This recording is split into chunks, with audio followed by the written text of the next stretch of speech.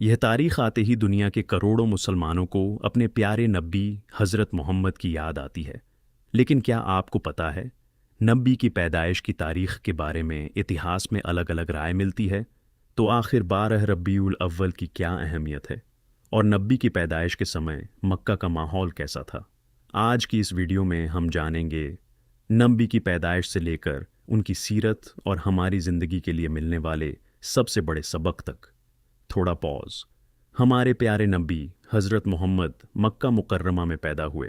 आपके वालिद का नाम अब्दुल्ला और वालिदा का नाम आमिना था। आप कुरैश के सम्मानित ख़ानदान बनी हाशिम से ताल्लुक़ रखते थे। आपकी पैदाइश को आमुल फ़ील यानी हाथी वाले साल से जोड़ा जाता है।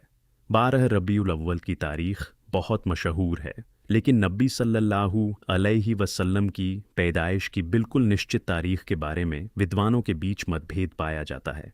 इसीलिए इस तारीख को निश्चित तारीख के रूप में बताने में सावधानी ज़रूरी है। भावुक आवाज़। नबी का बचपन भी बहुत ख़ास था। आपने बचपन में ही अपने वालिद को खो दिया था।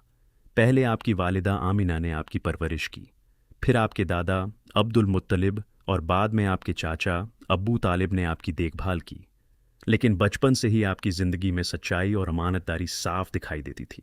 लोग आपको अस-सादिक यानी सच्चा और अल-अमीन यानी अमानतदार कहते थे। सोचिए, नबूवत मिलने से पहले ही लोग आपकी सच्चाई और ईमानदारी के कायल थे। पॉज।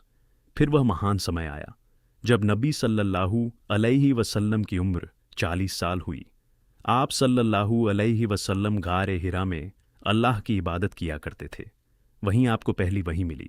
हज़रत जिब्रील अलैहिस्सलाम अल्लाह का पैगाम लेकर आए और पहला शब्द था इक़रा यानी पढ़िए। यहीं से इंसानियत के लिए एक महान संदेश की शुरुआत हुई। नबी सल्लल्लाहु अलैहि वसल्लम ने लोगों को एक अल्लाह की इबादत की तरफ बुलाया, झूठ, जुल्म, शिर्क और बुराइयों से दूर रहने की शिक्षा दी, इंसाफ, रहम, सच्चाई और अच्छे अखलाक़ की दावत दी। धीमी आवाज़। लेकिन नबी से मोहब्बत सिर्फ एक तारीख़ या एक दिन की बात नहीं है। अगर हम सच में अपने नबी से मोहब्बत करते हैं तो हमें उनकी सुन्नत को अपनी ज़िंदगी में लाने की कोशिश करनी चाहिए।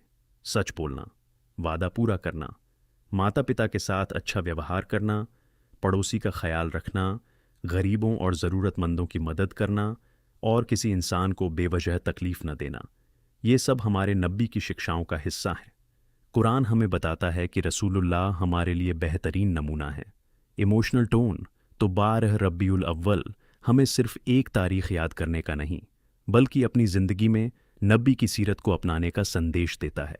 आइए, आज हम एक छोटा सा वादा करें। हम नबी पर ज़्यादा से ज़्यादा दरूद भेजेंगे, उनकी अच्छी सुन्नतों को अपनी ज़िंदगी का हिस्सा बनाने की कोशिश करेंगे और अपने अखलाक़ों को बेहतर बनाएंगे। पॉज। अल्लाह हमें अपने प्यारे नबी की सच्ची मोहब्बत अता फ़रमाए, उनकी सुन्नत पर चलने की तौफ़ीक दे और क़यामत के दिन हमें उनकी शफ़ाअत नसीब फ़रमाए। आमीन। अगर आपको ये वीडियो अच्छी लगी हो तो इसे दूसरों तक भी पहुंचाइए, क्योंकि नबी की सीरत को जानना और दूसरों तक पहुंचाना हम सब के लिए यादगार काम हो सकता है। अल्लाह हम सबको नेक अमल की तौफ़ीक दे। आमीन।